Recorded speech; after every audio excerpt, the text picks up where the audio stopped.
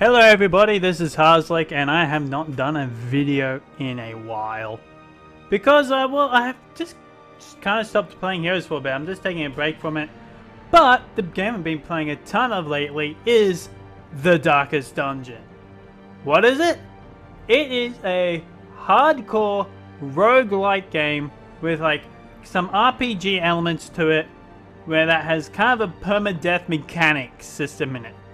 It's kind of that has a lot of like dice rolling. It's based on a lot of random number generation that can either lead you to absolute frustration or absolute like oh my gosh moments. This game can be absolutely cruel, but this game can be absolutely rewarding. Mostly cruel, but when it's rewarding, it's really rewarding. So, there's only one game mode of this, and as you see, I've got two different playthroughs, but for this, we're going to have a playthrough just for this game. And this is probably going to be the 2CAD, or Mr. 2CAD. And I'm going to let everything play and let's see how it goes.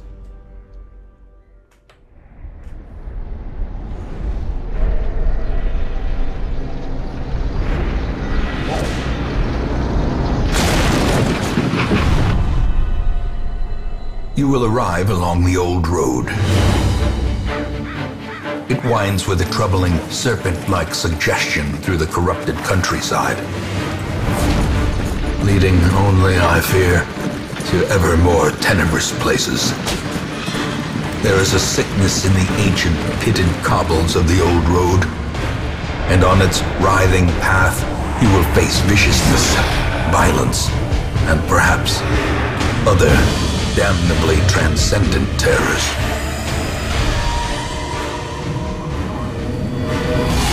So steel yourself, and remember there can be no bravery without madness. The old road will take you to hell, but in that gaping abyss, we will find our redemption. So you can see it's kind of like it's like a hand-drawn art style. Like everything in this game is hand-drawn.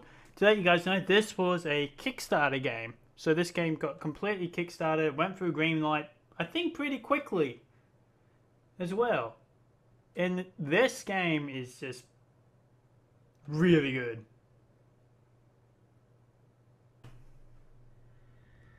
Okay.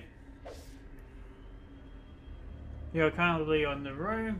Click forward to click. So basically what this is, you start off with always with a highwayman and a crusader. You always start off with these two. They always start off with the two same abilities. I think they always start with the same traits, but I'm not sure about stats. I honestly can't remember. Let me have a look at this guy here. Yeah, they always seem to start with the same quirks, as they call them. So, we'll go forward. Brigands have run up these lanes. Keep to the side path. The hamlet is just ahead. Yeah, I'll also say try and stay quiet during the narrator. I love the narrator in this game. He's so cynical.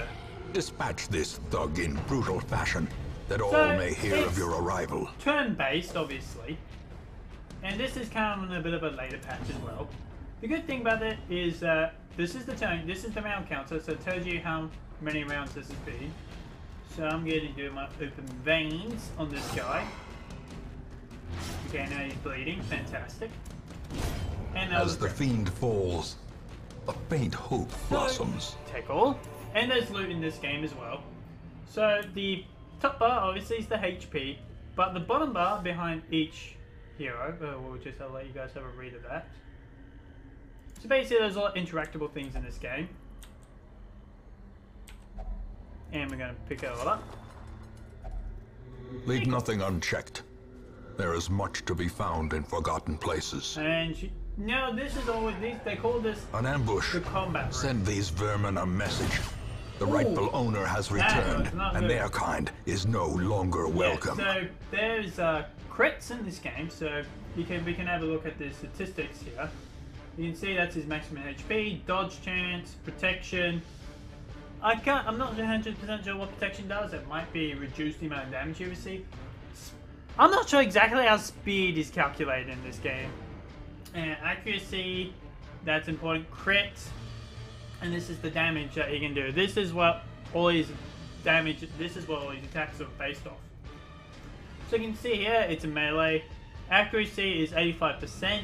Because he doesn't have any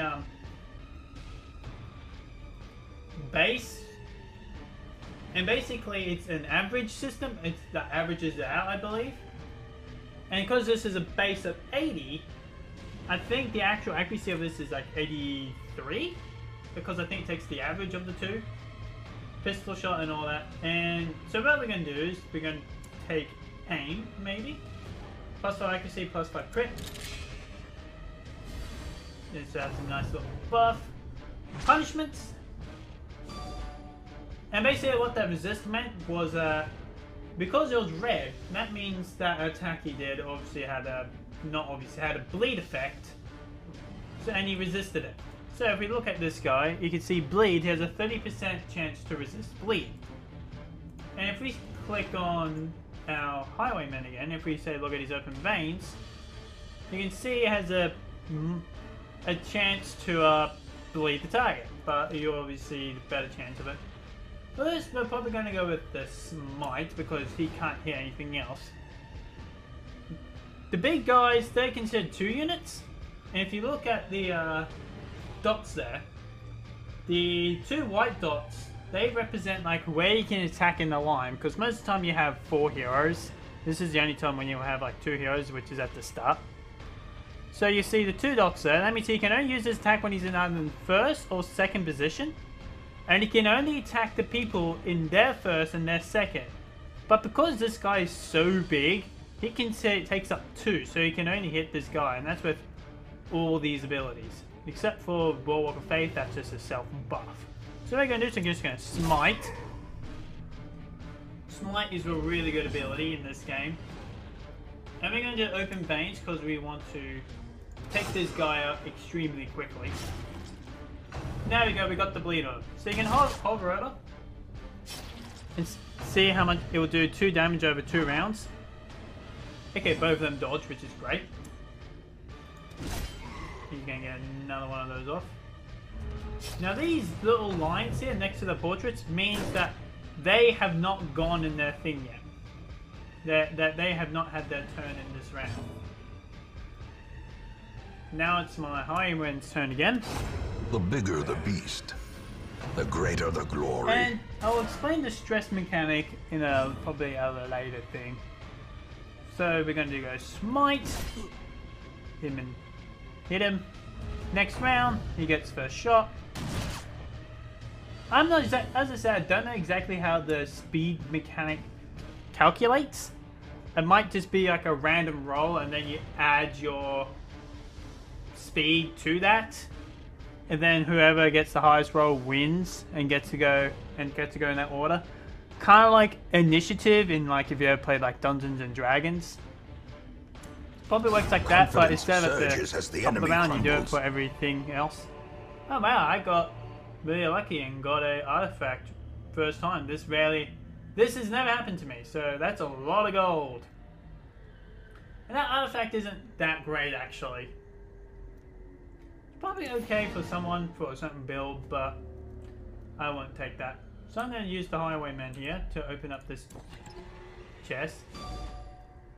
And you see there, because it was green, that means he resisted blight. Now blight in this game is kind of like disease. So your characters can get disease in this game, and there are ways to cure it and all that. So we're going to click this to finish off the first tutorial mission. The old road. This is just what we collected. We collected that much gold, and the emeralds were 500. You didn't collect any heirlooms. This is kind of a big problem, which I am probably going to replace here. My mouse has been... Welcome home, such as it is. This squalid hamlet, these corrupted lands, they are yours now, and you are bound to them. Okay, so I was saying that my mouse has had this really annoying thing lately where it will double click when I don't want to, and when I hit finish mission, it will click again and I can't see the other screen where it's the trait screen. So during that mission, because of that, because when you guys come out of that mission, they'll get you quirks. Some are good and then most of them are too bad.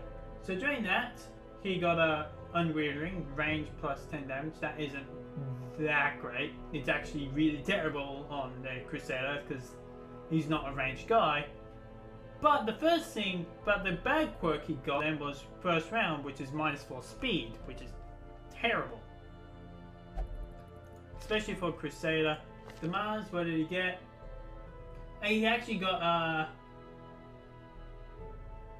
Hard Noggin, which is actually an okay one, plus 15 resistance to stuns. So now he's 55%. So that's really good.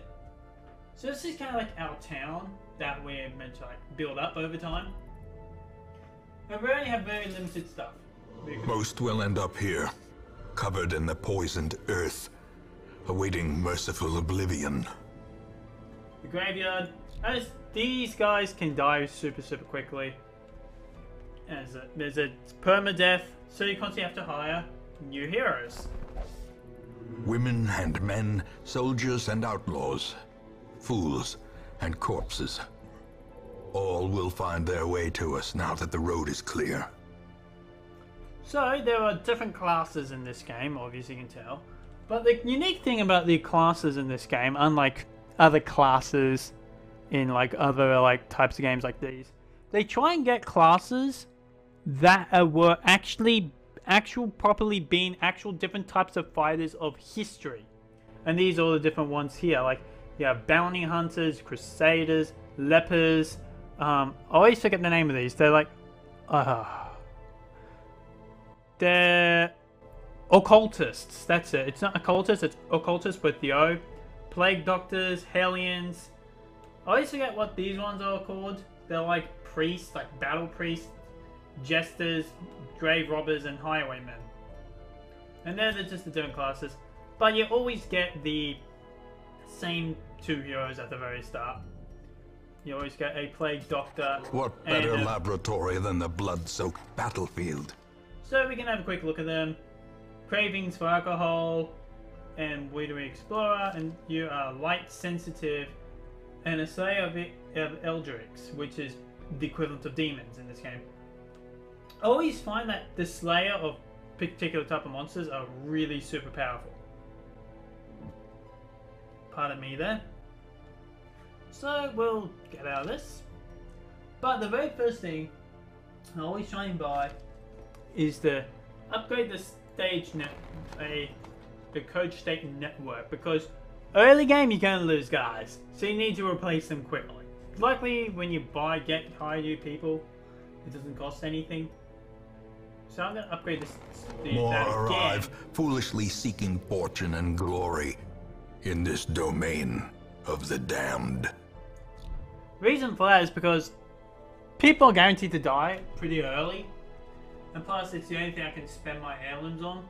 There's 5 different currencies. There's gold, busts, portraits, deeds, and crests.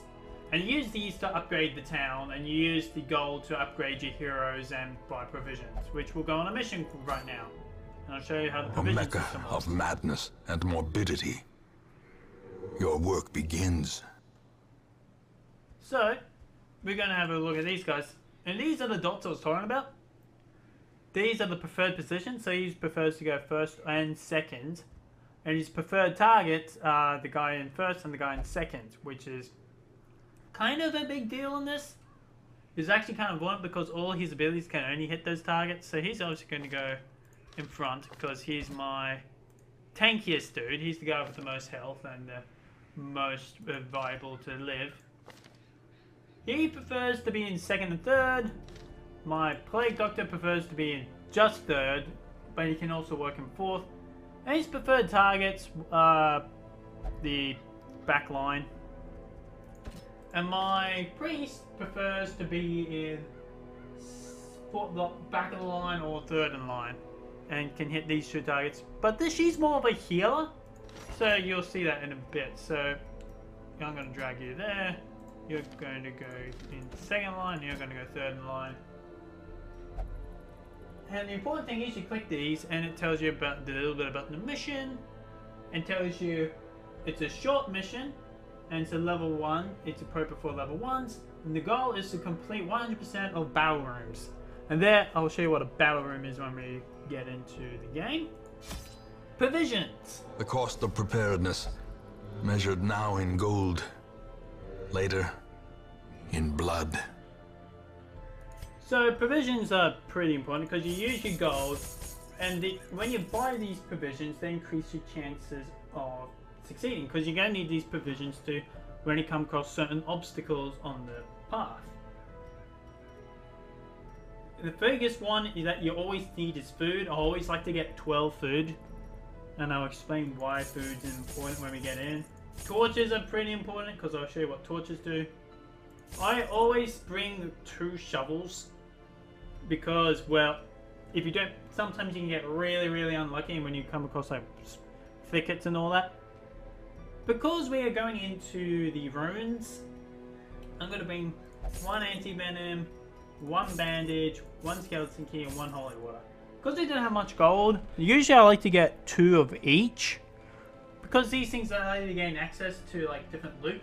And I'll explain that when we get in. And we're going to go embark. That starts the mission. We're heading to the ruins. And here we go. The fiends must be driven back. And what better place to begin than the seat of our noble line? And if you look at the corner here, and as I'm zooming out, this is our map. So the mission here is to complete 100% of all battle rooms.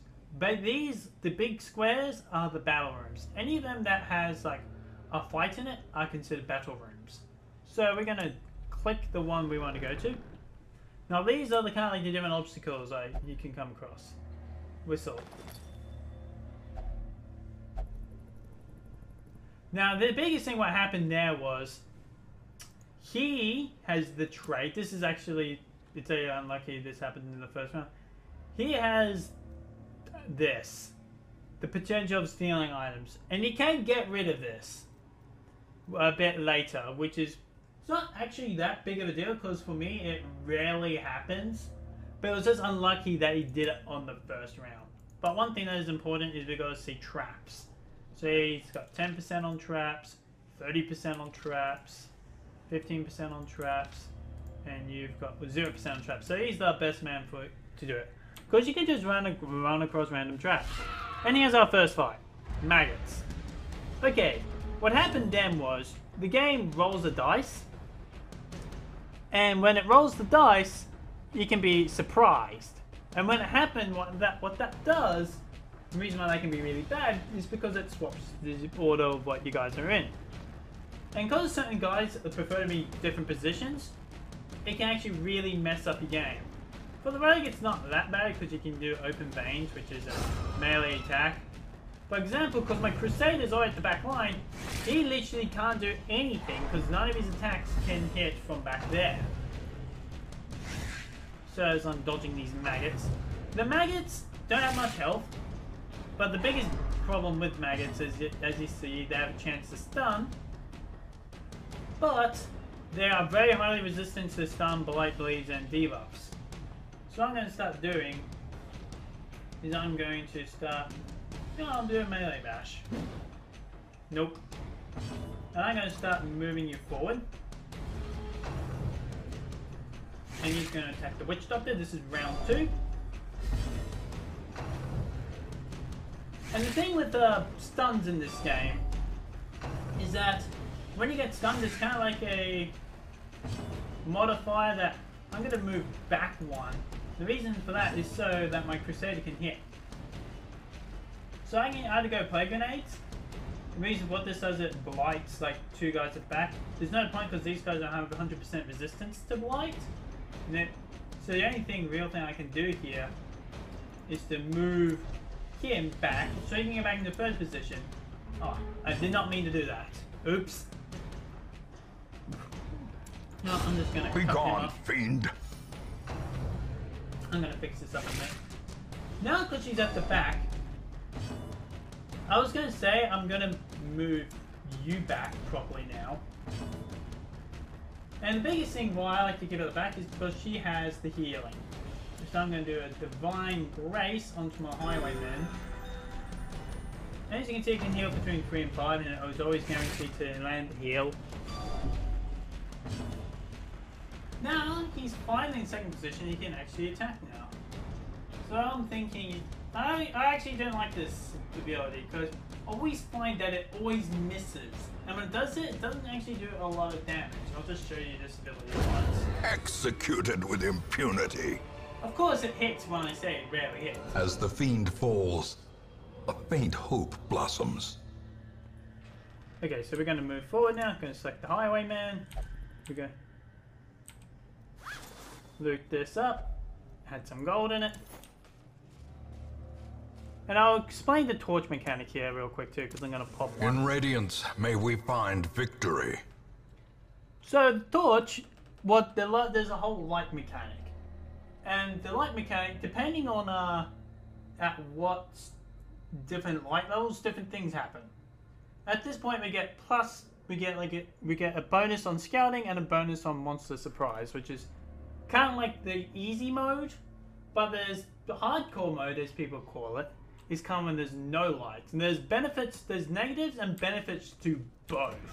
It really depends on how you want to run. At this point, okay, we just got a scouting proc off, which is really good. So what it does, it just reveals like what's coming. So we're going to go back here. Okay, we know there's going to be a fight at the very end of the tunnel here. So, and here it is. So maggots and spitters. Looks like they get to attack first. Now the Highwayman, because we didn't get to surprise, now all these guys in their preferred positions. I love Gunshot Blast. This is my favorite ability out of all the Highwaymen. It does a good amount of damage. Plague Doctor does okay, but this is one of his big abilities. This is kind of why I want to get into third position, because he can do it in third, second, or fourth. But he can't do it at the very back. So I'm going to stab this maggot Press here. disadvantage. Give them no quarter. And there's the bite. She resisted the poison, or the blight damage as it's called in this game. And I'm going to use my smite ability on this because this spider here is the most dangerous. And yes, they can dodge stuff, which is super annoying when they dodge. This is kind of where the frustration part of the element can come in the RNG aspect. I don't think it's worth doing a gunshot blast. Maybe it is. Let's do a gunshot blast. Confidence surges as the enemy Does some damage crumbles. on the spider. And my Plague Doctor hopefully can finish him off. There we go. This expedition at least promises success. And we're going to go back in here. We're going to go to the next room. And we go forward. We know there's going to be a fight here. No one got the surprise on each other. Now the good thing is, this is where the Plague Doctor really shines. This is one of my favorite abilities, the Plague Grenade. It's got quite a low accuracy, which is kind of have a very high damage, but the dot on it is pretty good. See, 3 damage for 3 rounds, and this ability stacks. Now what I'm going to do is, because of this big burly guy, and I'm going to pretty much let the Plague deal with him, I'm just going to start slicing this guy and trying to get him to bleed. There's the 3 damage. He missed on that. Now, I'm thinking of maybe stunning this guy, but thinking he has a 50% stun resistant. Now, as you can see that it says he's a bloodletter. It does his HP, his dodge chance, his speed is 1, he's a human type. 50% stun resist, 25% resistant to blight, bleed, and debuffs. And when he's hitting a hero, and it tells you all the calculations here, which is nice, which is hero to hit, it's an 80% chance for the hero to hit with the ability, 5% chance to crit, and the damage is roughly going to be 6 to 13.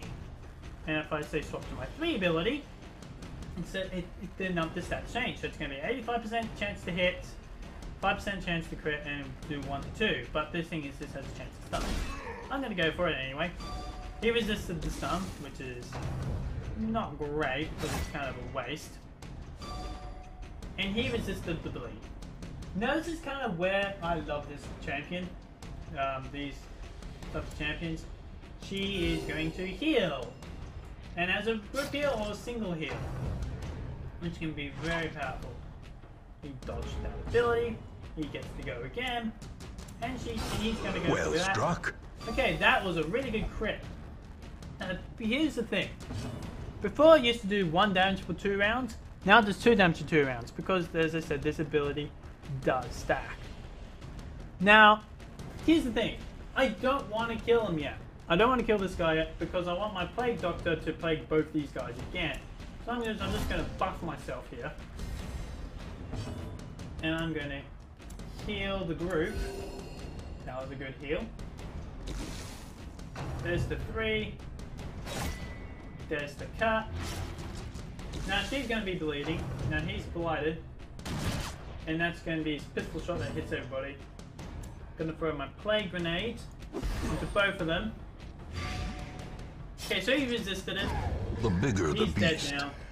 the greater the You glory. can see it now it does 6 damage for 3 rounds, and this still only does the 3 damage for 1 round. So the ability does stack up, which is always a good thing. I'm going to do the gunshot blast here, because both of them are nearly dead. I'm going to do the zealot cut. Really, both these abilities have the. Just looking at my smite and my. How is that? This one called Zealot's Inquisition. They both have this 78% chance to hit, so I'm going to just use both of them. So the first one missed. There's the blight damage. So he's only 1 damage away from being killed. And my Plague Doctor's going to try and stab him. Nope. This is just telling me that my hero is bleeding. And yes, with the hero bleed, you can use bandages or these items to actually get rid of certain effects. But I like to use these on other things, which if I have the chance, I will show you. So I'm going to do Divine Grace on the Highwayman because Highwayman's getting pretty low. Now it's a good heal. And there is the stab. These nightmarish creatures can be felled. They can Onyx, be beaten. crest, and some gold. Take all. I'm going to move forward. Now these bookshelves. Hang on, sorry.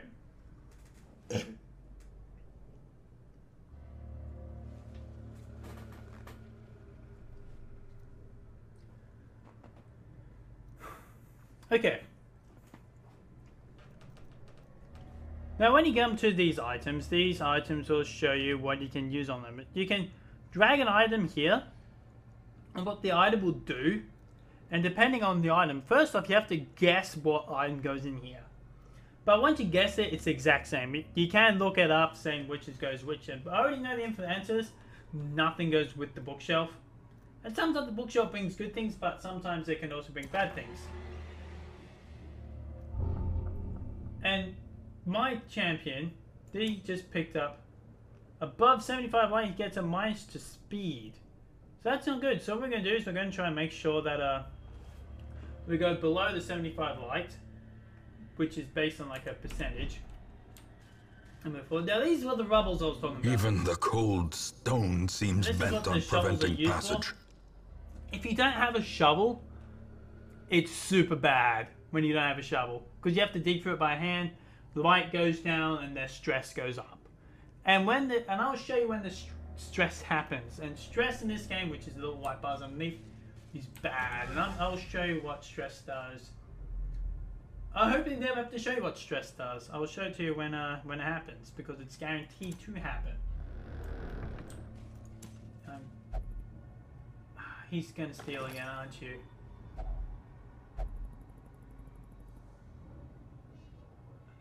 You know what? That's really, you know what? Okay, this is why food's important. Hunger. The exhaustion of adventurers have got hungry almost to the party. So, eat 4 food, regenerate 5 health. If you starve, it's just as bad. Now I can show you. Now we're in the dim light stage. Now, we get plus to stress, plus scouting, and plus monster surprise. So, scouting and monster. Once you get to, like, this version here. Okay. Unfortunately, I don't have herbs on me because I didn't think I would need them. But there's 2 things that can happen. You can either put herbs, you can put a torch in, and you get 100% light again. Or you can put herbs in and you get loot. But considering I don't have any of those, and I kind of want to do like a 0 light run to start off with, just so I can show you the light mechanic, I'm just going to ignore this for now. There's the first trap. Curious is the trap maker's art. His efficacy unwitnessed by his own eyes. Here we go. Torch, here we go. Because now in Shadowy, stress is going to get higher. Monsters' accuracy and damage goes up. But the plus side of that is that loot goes up, which is like increases the chances of getting valuable loot or getting a lot of it. And player critical strike chance goes up, which is super important. Here's our kind of big deal here. There's a 4. And what we're going to do is we're going to do a gunshot blast. Sorry there guys, the game actually crashed when I was on this turn. Now the biggest thing is with this game is every turn, every action you do is saved. That, and because the permadeath is a thing, and this is the reason why it's so hardcore, you can't go back. If someone dies, they're dead for good and you can't go back to a previous save. So what we're going to do is we're going to go this one. That actually kind of worked out for us then, because the first one Such when a the game terrible crashed, assault cannot be left unanswered. yeah, okay, now this is another big part of the mechanic, which I can explain here. Death Store. When a hero reaches 0%, they're at Death Store. While in this state, they will suffer a state of panic, and plus any further degenerate has a chance to kill them. Heal them to get off Death's Door, which I'll explain here. Now, and you can see the Death's Door, Deadly Blow, with this guy, he has a 77% chance if he gets hit again, he will die. So, what I have to do is, I have to heal him. But what I'm going to do is, because he's a healer, I'm going to heal him, get him out of the Death's Door state. And because she's low and he's low, I'm going to do a group heal. Okay, so we got the 2 on the people that need it the most, which was always a good thing, even though these guys hit like 5s and all that. Now the Crusader is really good against Unholy, because Smite does 50% extra damage on unholy targets. So it doesn't calculate it there, but if I say hit this guy, because he has more HP, he dodged, there's a 6. And now the true test. Hold fast, or expire. I managed to kill the first guy, which is good. A hand's breadth from Okay, becoming so now unwound. stress is becoming a bit of an issue. This guy isn't gone yet, though, so that is kind of my biggest problem here. So, if I wish I would, if I had a chance, I would try and stun him. But the best that I can do is just try and kill these guys off. As the fiend falls, a and faint this is why hope crit is a blossoms. really good stat, because it reduces your stress. Now you need to heal my medic. So my medic can heal my grave robber. Cool. Now the good thing is, because these guys are in melee range, which is kind of listed in the 2 spot, this guy cannot hit my back line, but he can still. But I believe these 2 can only hit my Crusader while they're in these positions. Because I'm in this position here, I'm going to do a big kill. There's a 5, which is exactly what we needed. I'm going to do a gunshot blast, because these guys, as you can read there, have 100% resistance to bleed, because they don't have blood in them, so that makes sense. So I'm going to go just general damage. Okay, so they can hit this my highwaymen. So what I'm going to do is I'm going to do a comfort heal on everybody. So she gets a bit of a heal, and he gets a bit of a heal. He's going to hit the Crusader for 4. What I'm going to do is I don't want to use... The reason why Battlefield Medicines is so good because it removes curses and blights, which is a really useful skill. What I'm going to do is I'm actually going to swap here. And the reason for that is because my Plague Doctor has a lot higher health than these two, so it gives these two a chance to recover and not be hit. And I'm going to go with this ability because it will hit both of them. Press this advantage. Give them no quarter. Because I'm just going to do open veins here because open veins does more damage than the gunshot blast. And I'm going to do this Confidence surges as the enemy crumbles. And that was pretty good. See, we got quite a lot of loot there because we get plus loot. I'm going to take. Now this is a holy fountain. Now with the holy fountain, what you can do is you can put holy water into it, and you get a divine blessing, which reduces stress. But I should have done it on these guys here.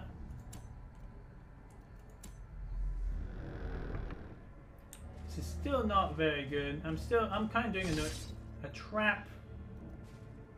Okay, he dodged the trap, which is good. We're now in a fight.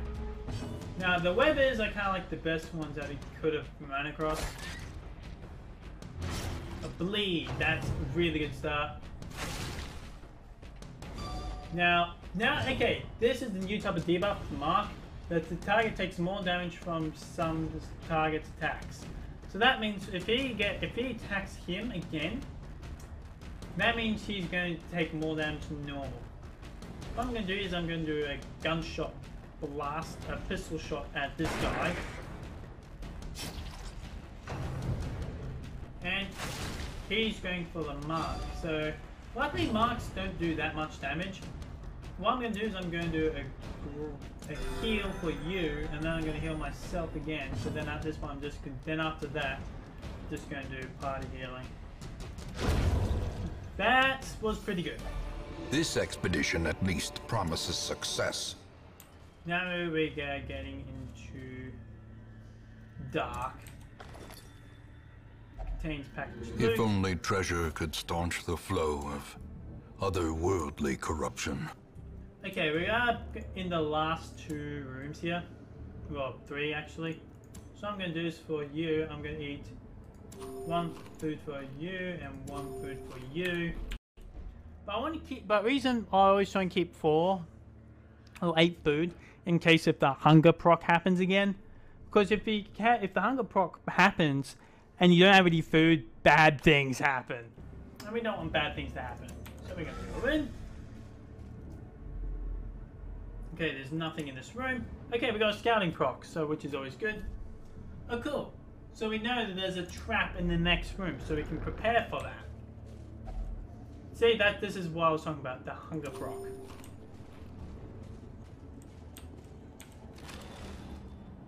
Stash of heirlooms. Awesome, we got a portrait. Portrait's actually probably the hardest ones to come by. Okay, now we're going to do some trap, because when you scout, you can see where the traps are, so you can get your best trap person. He has the highest chance of doing it. Clicking the trap. When you click it, mechanical hazards possessed by evil intent. Now when black is pitch. Now this is what they call no torch runs. You get very high stress, monsters have much higher chance to hit and do damage. Heroes can have high chance to be surprised. But the loot and the plague crits that can happen are absolutely crazy.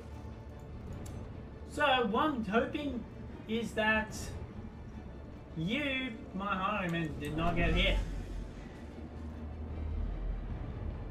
Okay, that means we know there's a fight in this room. Okay, so accuracy there's these lucky dice are Jester only. What that means is there's a class called the Jester. Because we're doing a no torch run here, so I'm just gonna throw these torches. Oh, I did not mean to do that actually. And we're gonna take all. Those dice aren't very good because they have a quite a big positive, but they have a negative. I prefer items that just have just a positive, but items of that very are really super rare. Okay. Okay, so he has first chance to go. Now these are the acolytes. So what I'm going to do is I'm going to do my gunshot blast. So it does 4 damage to all of them. These guys are going to go for my Crusader.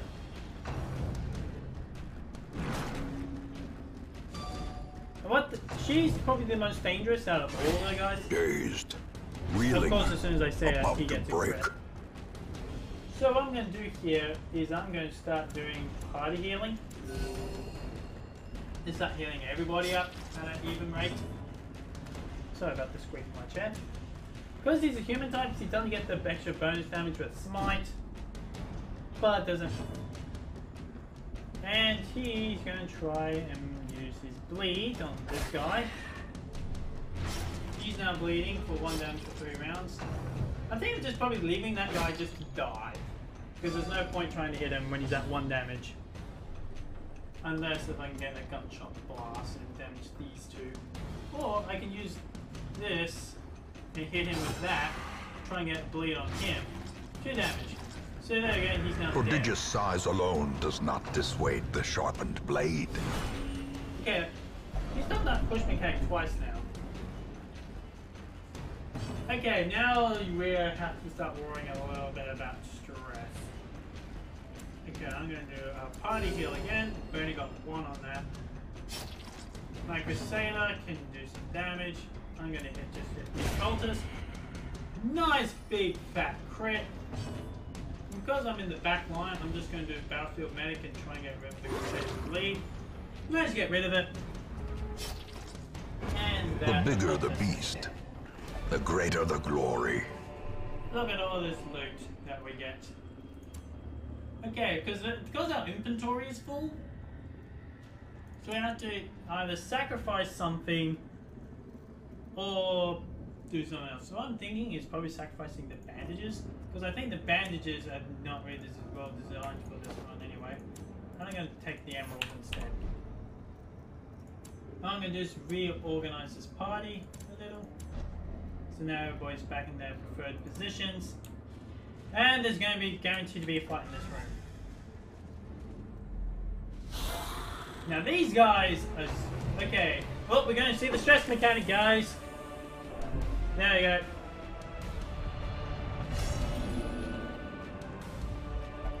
Those who covet injury find it in no short supply.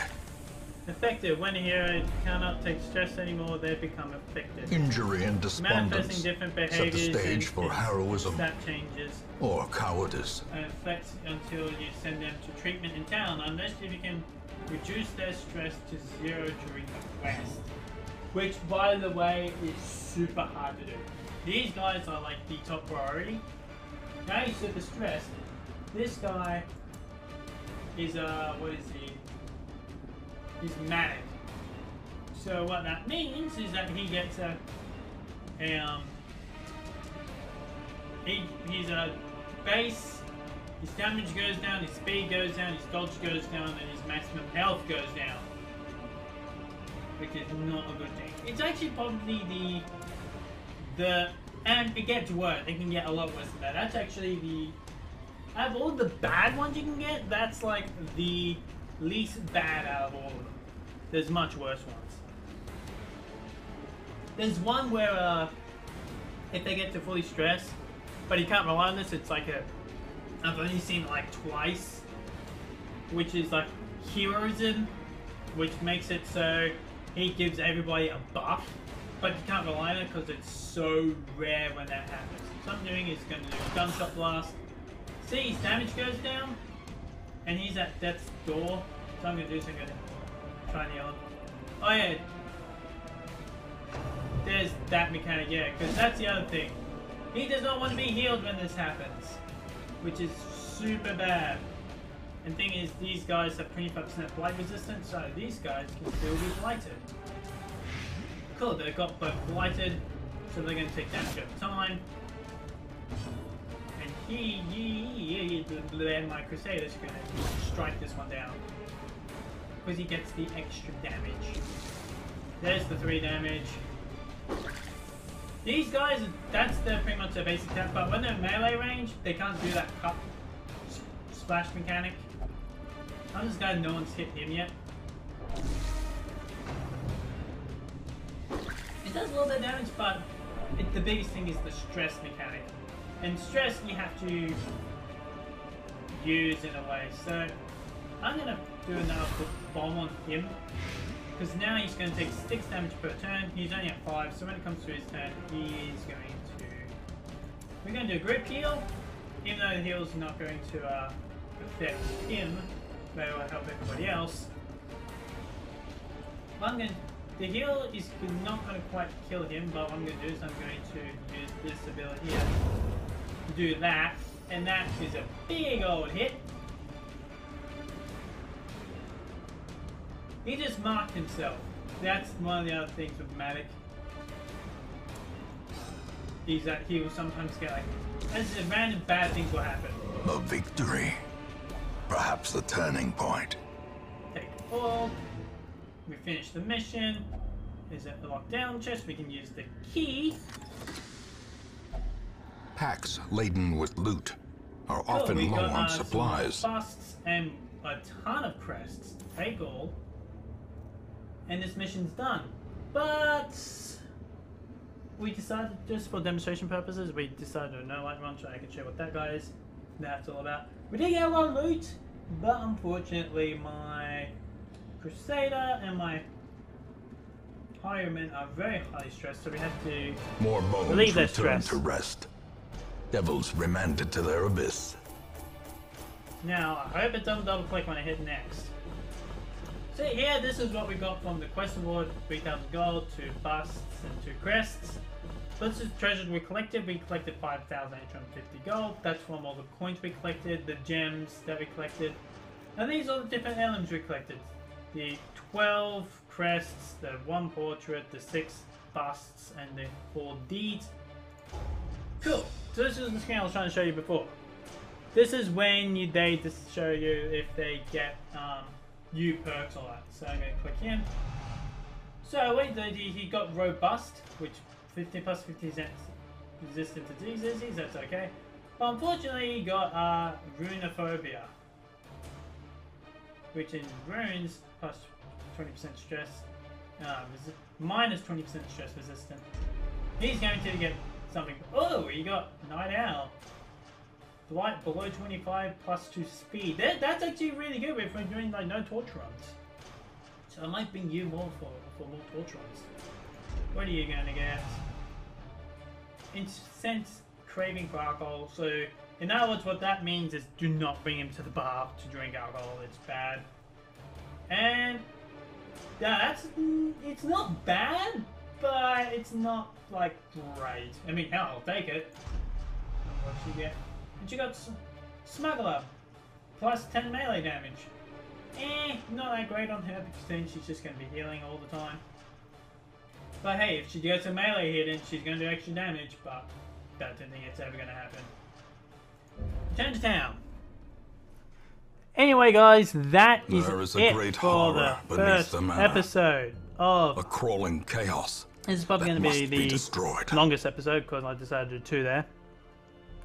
But from this point on, what I'm going to do is I'm just going to just do 1 run episode.